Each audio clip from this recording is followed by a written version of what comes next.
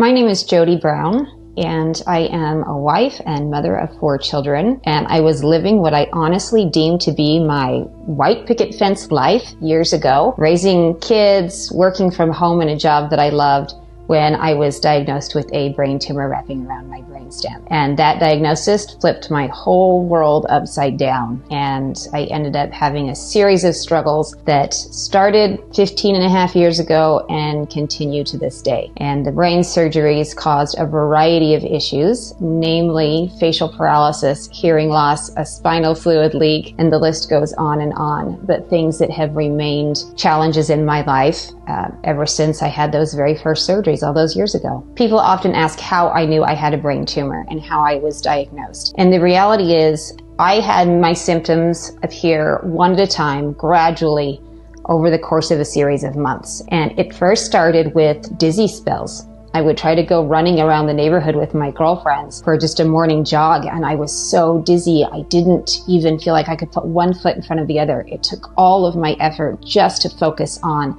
the path in front of me to keep going. And my husband teased me about it, and he said, "Jodi, everyone feels terrible when they run. You know, it's just you gotta get used to it." But it just didn't feel right to me. So I went to the doctor for the first time and explained that I was having these dizzy spells. And sure enough, he said, "Well, you probably do have an ear infection.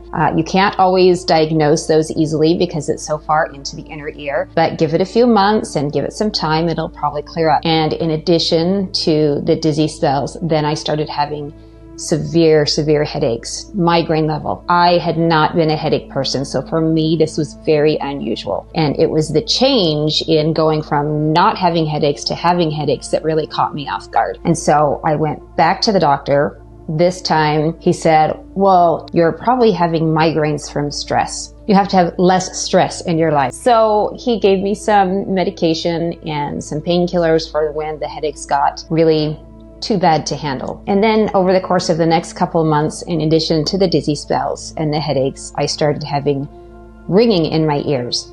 Kind of that low hum a refrigerator might make in the background, but I was having it all the time in my head and coming in from my ears. And then I started having issues with vertigo, where the world just felt like it was spinning all around me. And it was one day my husband came home from work and he said, "How are you doing today?" And I just said, "You know what?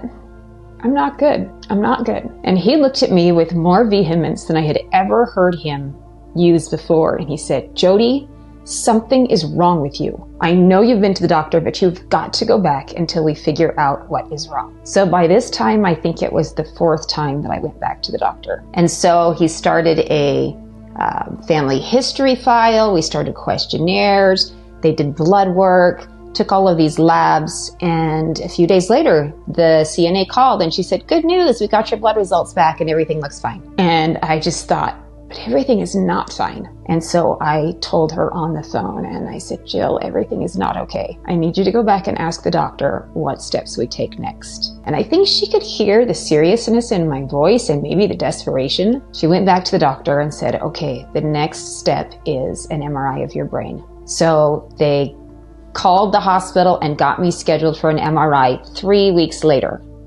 Well, that day I had been so bad, I thought, I cannot wait 3 more weeks. So after the appointment was made, I crawled into my office, I picked up the phone, and I called the hospital. And I said, "I have an appointment for an MRI of my brain." I said, "But I cannot wait 3 weeks. I am not doing well." So I actually went to the hospital the very next morning, got my MRI, was leaving the hospital, was told the normal thing, "All right, your doctor will call you in a few days and let you know what's going on." And I didn't even step out of the radiology lab before someone came and tracked me down and said, "Because you are the first patient of the day, the radiologist is looking at your scans live as they come in. And he's not sure, but he thinks he sees something. A spot on your brain. Would you be willing, Mrs. Brown, to stay and do another MRI so we could take a better look?" And that was my first foray into the world of something wrong in my brain. I didn't know what that meant, but at the same time, I was so relieved to know that I was not crazy, that I was not making this up, but that there was actually a cause for the issues that I was having. And this time they put an IV in with contrast dye so that all of the structures of my brain would light up a little bit more with this dye. So I had convinced myself that this was all going to be good and this was the answer we needed. And then I finished up with the MRI. The machine kind of came out and the MRI tech came over and she unhooked the head restraint and helped me sit up. She looked at me and said, "There is definitely something there. I want you to go home and call your doctor immediately. And good luck to you." And then she put her arms around me and gave me a hug. So I went in the house and I just proceeded to tell him what had happened and that they found a spot on my brain and that we needed to call the doctor. And that was the start into my journey with a brain tumor wrapping around my brainstem. And it was later on that afternoon, probably about 6 hours after I finished the MRI, that the phone finally rang and the doctor called me back. And he said, "Mrs. Brown, I don't even know what to say. It appears that there is a mass or a tumor between the end of your ear canal and your brainstem." So the doctor's office called me back an hour later and they said, "We have called the neurosurgeon's office. We explained to him the nature of your situation." And I thought, the nature of my situation, what does that mean? And they said, "And he has cleared his schedule and he will see you on Monday morning." So that whole weekend, my husband and I just tried to figure out, like, what do we say? What do we tell my family? It was very, very overwhelming. And when we finally got to go to the neurosurgeon's office a few days later, we had been trying to stay so optimistic and positive, and we were sure we were going to go in and get answers. The neurosurgeon looked me in the face and he said, "In the brain, it's all about location, location, location. And I'm sorry to say, Mrs. Brown, but your tumor is in a very bad location." And then he just started to tell me all of the reasons why none of the traditional treatments would work for me. And he just point by point went through all of the reasons they couldn't fix it. And I looked at my husband and he looked at the doctor and he said, "Well, if this were your wife or your daughter, what would you do?" And the neurosurgeon glanced at me and then he looked away and he said, "I'm sorry, but I wouldn't touch you with a 10-foot pole." And my gut reaction was, did he really just say that to me? And if the neurosurgeon is saying he can't help me, then what does that mean? What options do we have? The very day that we met with the neurosurgeon, we decided we better start letting some people know what was going on so they could anticipate and help us adjust with the changes that were clearly going to have to happen. We knew we were going to be having more appointments. We knew we were going to be having more tests and I was going to have to go to the hospital. And because that was the start of us telling people, I think it really did strengthen us and give us the courage and the faith to move forward and say, we're going to have the help that we need. And then all of a sudden, my husband went to work. This was probably about a week after our first initial phone calls and diagnosis. And then a woman came to my husband at his work and said, "Hey, I heard through the grapevine that your wife has been diagnosed with this brain tumor. I'm so sorry. I just want you to know, my best friend, my husband and I, we have this friend and he's a neurosurgeon and he's one of the best in the world. But he happens to be here in Salt Lake City, very near to us because he came to this office. He was given some grant money to try and do experimental surgeries. And so he's right here."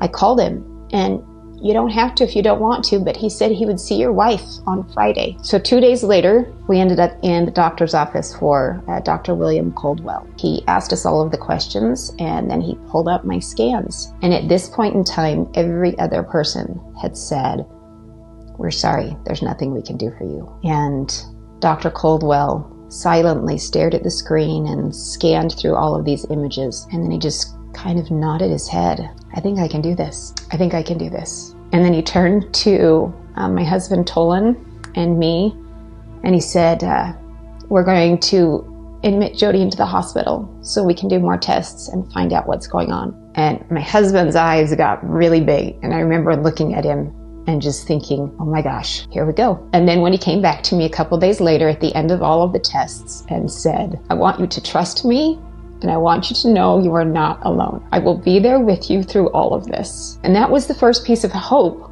that we really had been given since we had started the crazy diagnosis process. And immediately they put me on some different medications to see if it would shrink the tumor. They did things to see how the tumor would react. And fairly quickly, they realized this wasn't going to get fixed on its own. The next step in the process would be to have surgery. So I went into the hospital on May 13th.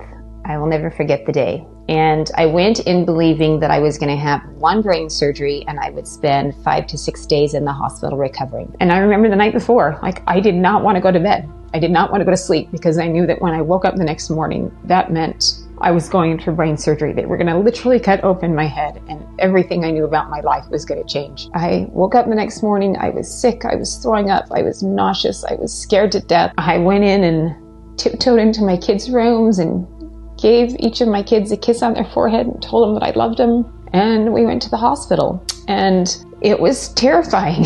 And that day I knew everything could change. And so my husband and my parents were there at the hospital. So I turned around and I smiled and I waved and I said, I love you. I'll see you on the other side. And I prayed that the other side meant just the other side of surgery. And sure enough, I did wake up from that procedure. But by the time I really became conscious and was able to understand what had gone on, I found out that there was a lot more to the surgery than I had known. Instead of taking several hours, the procedure took almost 11 hours, and that they had been able to remove a portion of the tumor, but that some of the tumor was too close to my brainstem, and so they could not remove the rest of the tumor. Also, that during the course of removing the brain tumor, my nerves had been damaged and my facial nerves had been stunned and paralyzed. And so I didn't realize it when I woke up,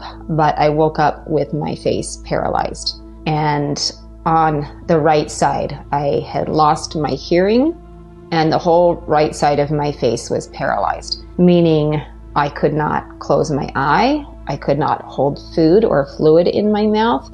I could not chew or swallow very well. And I even struggled trying to speak at that time. So when I woke up, not only was my head shaved and scars and stitches and staples everywhere, but my whole right side was just, it was gone for all intents and purposes. The doctors had hope that it was a temporary thing, that maybe they were just kind of stunned. But as we waited and waited and waited, they didn't start to recover, and they didn't recover. So within 24 to 48 hours of having the surgery, I found out that my face was paralyzed, that I lost my hearing, and that I had this spinal fluid leak that would keep me in the hospital. One surgery and 5 to 6 days in the hospital turned into 3 brain surgeries, 35 days in and out of neurocritical care, and dozens of specialty procedures to try to seal the spinal fluid leak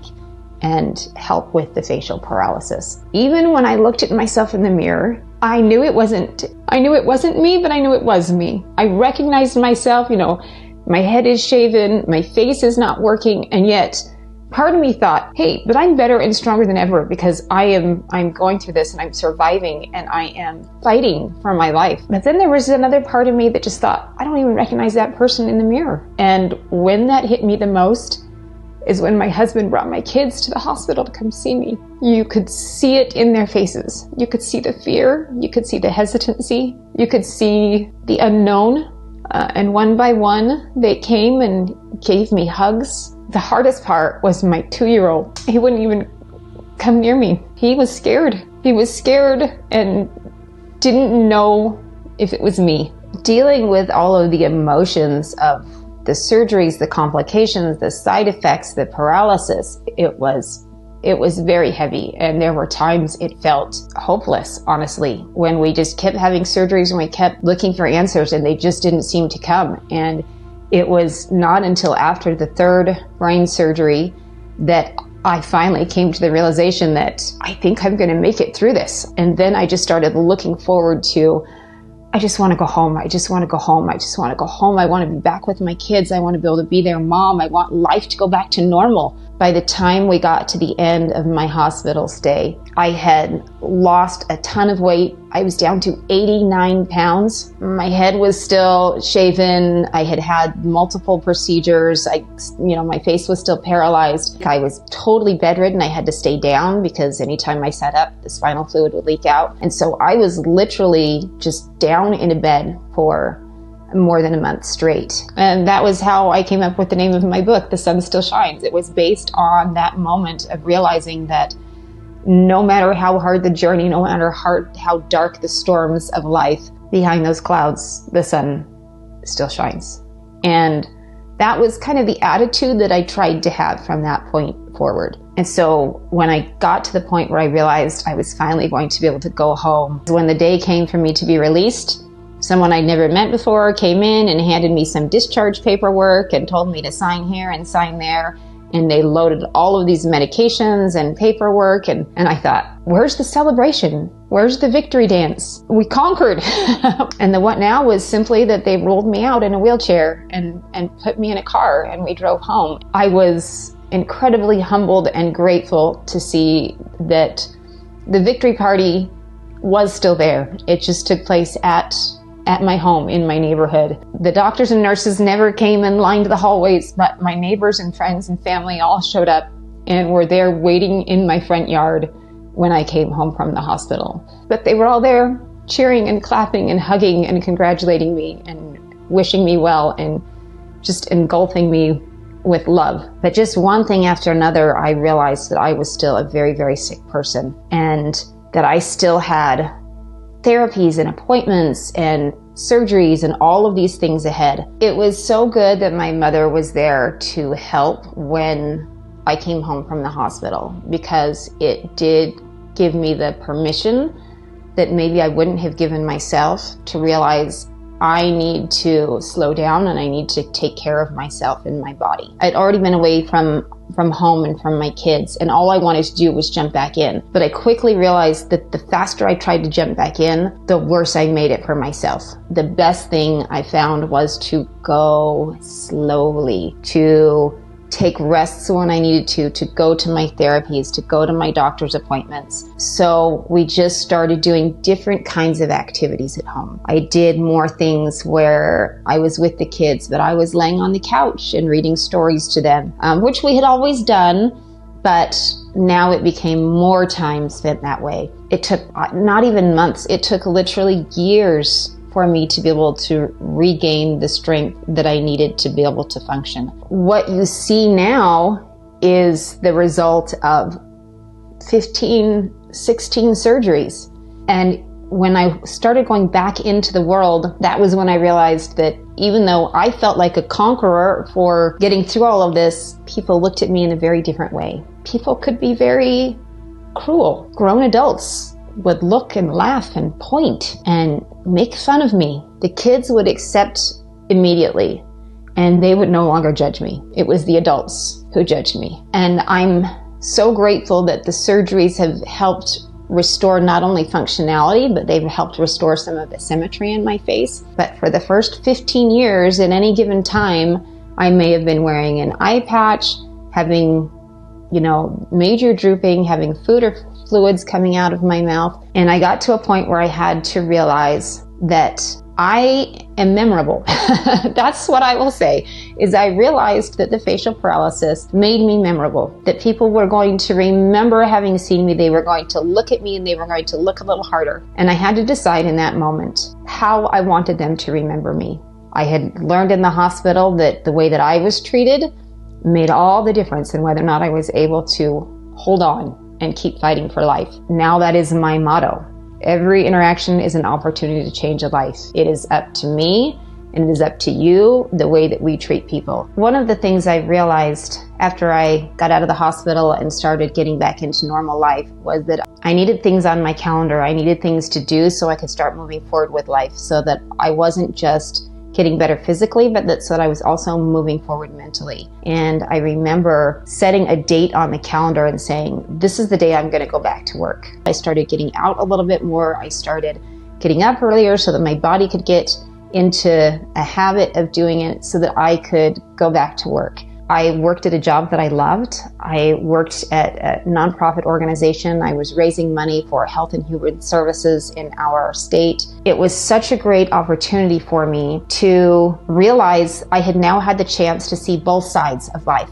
Before, I had always been on the giving side of life, where I was the one organizing the charity golf tournaments, and I was the one raising all of the money, and I was the one doing all of these things. And suddenly I had gone to the other side. I had gone to the receiving side, and I had had the opportunity to see what that was like, and to see that people were not always treated kindly. They weren't always treated fairly. And so I returned to work, and by that point in time, I had taken an 8-month leave of absence. I can't even believe they held my job. It was just out of the kindness of their hearts that they held my job. But when I went back to work, they asked me to come and share a little bit of my story with the employees at a staff meeting. So my very first day back at work, I stood in front of 400 people and gave a little speech about what had happened to me. And I used it for a reason, and talked about being on the giving side of life and the receiving side of life, and that every one of us, by virtue of the fact that we were there at our jobs at work, we were on the giving side. We were well enough to be there, we were helping others in need, but that we never knew when things could change and when we would end up being on the receiving side of life. And so I told my story, and I told it with the purpose of saying, please get behind some of these programs that we're doing. Help us raise some money for children in our community with autism and with some of these other conditions and situations that make their lives hard from day one. And I finished giving that speech, and I closed with my final comment, and the room was just silent. But the room stayed silent for only a few seconds. And then all of a sudden, a beautiful applause started. And one by one, everyone in the audience of 400 people started standing up and getting out of their seats to give me a standing ovation. It was a very interesting experience because it was the first time I'd had the opportunity to share any of my story. And I realized in that moment that I had been given a gift, that my life, my face, my survival, and my ability to share it were all part of a gift so that I could help uplift and give other people hope. So a few years after I got out of the hospital, when my body was a little bit stronger, people had just been saying to me over and over again, you've got to write a book, you've got to write a book. I decided I am not a halfway kind of person. I decided if I was going to write a book, I was going to go all in and do it. And so I did, and it took me about 2 years, partly because I was still recovering and I was still going through all these things and I was still having surgeries. But I wrote my book and was able to get it published. It's called The Sun Still Shines. My 5th book is about to come out, and now I'm a professional speaker and trainer full-time. When people ask about the biggest impacts that the brain tumor had on me, I would say that the biggest impacts were not just on me, they were on my family. And what I've realized is over the course of not my journey, but our journey, my kids have learned all of these lessons, just in ways I never would have anticipated, because they saw firsthand their mom go from a conquer the world girl to being in bed, and they had to help take care of me. But they quickly realized that they could do that, and they stepped up and stepped into those roles. And to this day, if I'm sick down in bed, if I've got a migraine, if I'm not doing well, my kids come into my room, they check on me, they see how I'm doing, they ask what I need, and then they take care of whatever needs to be taken care of in the house. Now I have the most independent, proactive, self-starter kids you could imagine. What more could I ask for as a mom? They learned all of the lessons that I would have wanted them to learn, just in a way I never would have expected.